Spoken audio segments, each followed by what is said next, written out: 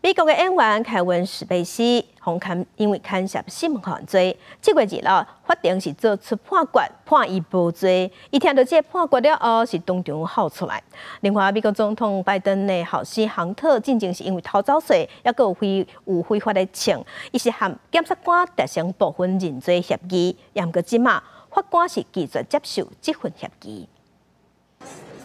正激动行出法庭，奥斯卡影帝凯文·史贝西假日性犯罪疑魂几啊年了后，案情出现大反转。伦敦南华区刑事法院拜三宣判，史贝西控指控的9项罪名拢无成立，裁定无罪。That I'm enormously grateful to the jury for having taken the time to examine all of the evidence and all of the facts carefully before they reach their decision.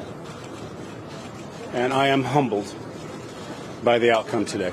迄天拄好是史贝西64岁生日，伊听到无罪判决，伫法庭忍不住流目屎。史贝西控指控2004年到2013年之间，伫伦敦的剧场工作的时，排对3名男性不出轨，也有1名男性控诉史贝西太伊婚为是性侵害。史贝西本人是辩讲这行为时，两个人欢喜甘愿，也是只是无流利的动作，好听所谓指控。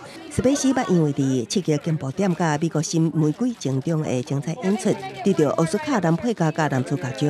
也毋过伫假日胜诉机会了后，失去有名影集抓败恶的角色，是伫好莱坞Me Too运动风潮中长久落来指标人物。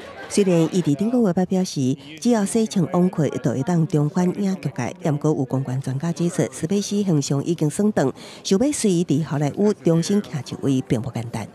另外一件大反转的案件，有关美国总统拜登的后生亨特。 伊进前因为欠税甲非法持有枪支，甲联邦检察官达成部分认罪协议，也毋过心理法官认为有危险的疑虑，拒绝接受协议。亨特拜三也态度转变，对相关指控提出无罪抗辩。白宫是佮表示，总统甲第一夫人支持家己后生。